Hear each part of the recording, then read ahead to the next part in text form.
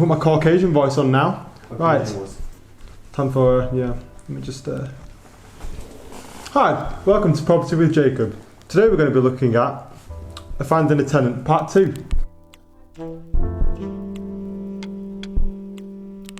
We're going to be discussing more of the vetting process. So you've got a few applications based off your advert that you put out from Part 1. And we're going to look at what you need to do with said applications or said questions. So step 1 is answer the questions the tenants ask you. Show them around the house, grant viewings. During COVID, I've just done online viewings.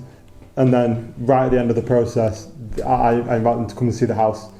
The first part of the application stage is the application form. So this just includes their names, their current address, forms of identification. This can include a picture of their ID. This also helps with the right to rent checks. Right to rent is something that the government puts out to make sure all people letting houses within the UK is legal. You need to do that to comply with the law. If you don't and they stop paying their rent in the future, you cannot evict them. It'll take you longer to evict them, so make sure you do all the checks correctly. My form also includes things like, have they got any CCJs, have they got any IVAs? CCJs, county court judgments. IVAs are individual voluntary arrangements, bankruptcies, administration orders, debt management plans, things like that.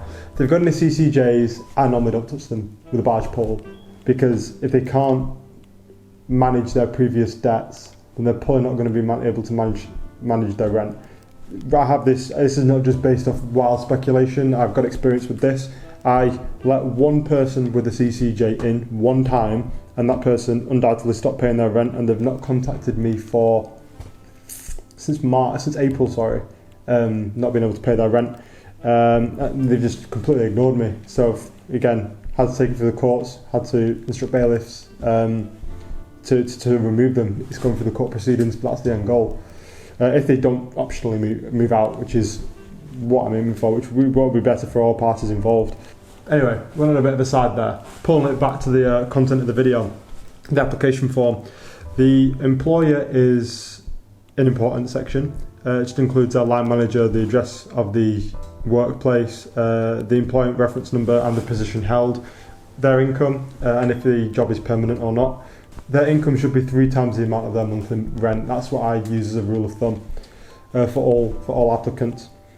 If they're a student, you can work it out based on what their student finance will be. So if the rent's like, £400, so £1,200 you'd aim for them to have an income of £1,200 a month, including their maintenance loan or maintenance grant and any part-time job they might have. I also have a lettings, like a declaration that needs to be signed. After the government's checks, or government's new laws that were passed, you're unable to take fees off the tenants now, which is unfortunate, as costs are incurred by the letting process, such as your credit checks, which you have to pay for per check. It all adds up. We'll come on to the checks later on though. The next section that I have is job security. So how long have they been working there? Is it a job they've just got? If it is a job they've just got, what sort of contract is it on? Is it a 6-month contract? What's their probationary period? If they have got a new job, then you shouldn't throw them by the wayside. You have a chat with them, ring them up. This stems from soft skills that can be learned. Now, the soft skills that I've talked about in previous videos.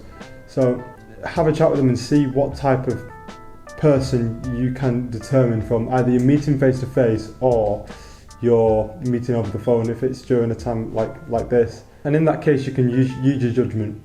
If you've got better applications, then you might want to stay towards them. If not, if they seem like a trustworthy person, you feel like you can go for it, then you can trust them in them being competent in the workplace. Most people do change jobs, especially if you're on the younger end of the spectrum. People do change jobs. It's natural, so they deserve an equal chance to be able to get a place to live. That's something I believe in. That's my human side talking, and then my business side talking is I want to protect my investment, I want to protect my pocket as much as possible. So you have to mix your morals and your feelings of empathy towards other people with your business side. It is your house, and at the end of the day you can do as you please, but put some humanity into it and really consider their position, plan to let into them. The next section, I kind of covered it before, but the next main section is employer references. From the application form, you have enough details to send out an employer reference. Let me just pull that up. Yeah, you can pull out an employer reference, which just asks them how long they've been in the job for, what sort of person they are, to get like some sort of like feedback. Some tenants try and get their mates to fill this out. I've found this a few times, and actually it's hilarious because you can tell, you can see from a mile off, and it's a bit of humour, to be honest. You're sifting through all these application forms and you see that, it just kind of makes me chuckle, really. Yeah, obviously discard the application. If that happens, I just wouldn't speak to them anymore. I'd cut that application off. The next form of referencing I would consider is landlord referencing. So if they've lived in a rental accommodation before, you will send off a landlord reference to their previous landlord. Again, same as the employer reference.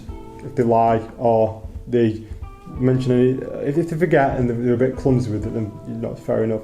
But if they specifically lie and try and cover up previous things, for example, say they were evicted for whatever reason, then straight away gone. Don't have that. This content on the landlord referencing form includes when their previous tenancy started, how long it was for, who lived in the house. I don't think who lived in the house is particularly relevant, really. How much your rent account balance is, what was the rent charged, and if there's any housing benefit entitlements, and the payment that was agreed. Also includes like pets and things like that. I don't mind pets living in my houses. I've got a dog. I love animals. I think they're great. I can understand why some landlords wouldn't do that, but if you have a trained pet that's trained, that's trained properly, they've got as much as right to rent the house as anybody else, in my opinion. Sometimes they can make it better. You know, pets are great things. Anyway, I'm not going to go on the side about how awesome pets are. I personally let them let in my house. Also, for you as well, it also gives you a wider range of people to let to. Also on the landlord application form, there's things like property condition, is there any vulnerable people in the house. The next stuff I'd like to cover is the credit check. Now this is quite an interesting part because you can look at whether or not they've lied about CCJs or IVAs, or they've got any debts outstanding, and it depends on the area. Obviously, the higher yielding properties normally have lower property values, therefore in poorer areas. So I found that there's some people that have lied on that aspect of their application form, and you can tell straight away as soon as you're doing the credit check. So the things you want to look out for are CCJs, IVAs, and debt management programs. If they've got any of them, I personally scrap it, and I don't like to people that have got those. It's just too high risk for me. So in terms of the vetting process, that's mainly what I cover, and I make a decision based off the person with the best level of application. Now I ask for a guarantor just to make sure that my finances are protected. I feel like it's best to ask for a guarantor. Definitely. If you want me to cover more about guarantor application forms in the future, I will do. Just comment and I can produce that sort of content for you. Thank you for watching. If you like this video, then please like it. We've got a lot more videos in the pipeline, so if you like what you see, subscribe to us for weekly videos. I'll see you in the next one.